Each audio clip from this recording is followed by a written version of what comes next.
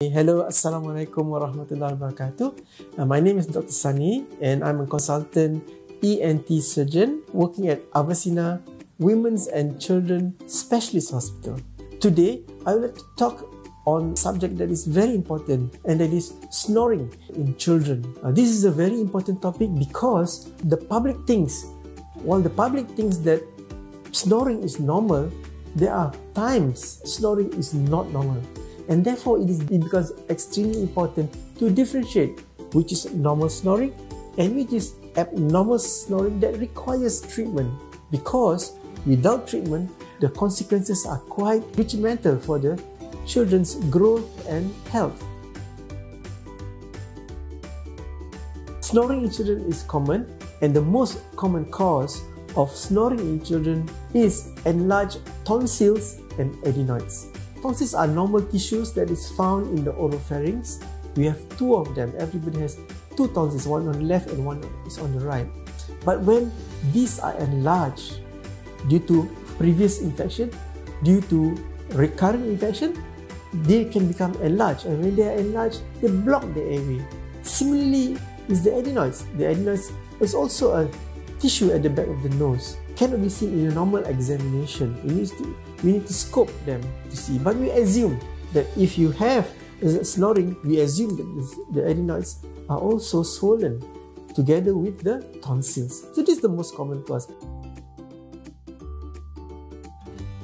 We as parents must be very concerned about snoring in children, because children who snore not only snore but they choke. The dangerous kind of snoring. Children who snore and then choke at night.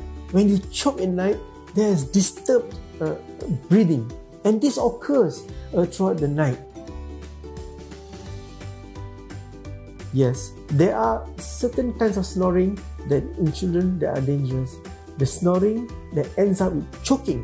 Choking sensation is very dangerous, because when you choke, there will be less oxygen going to the body. When you choke, when there's obstruction, there will be less oxygen coming to the brain, and this will cause poor development of the brain of the child himself or herself. We mean when the snoring ends up in obstruction and choking. So this disease is obstructive sleep apnea. From our experience over the last many years, we know that the most common cause of snoring in children are the tonsils and the adenoids, which is enlarged.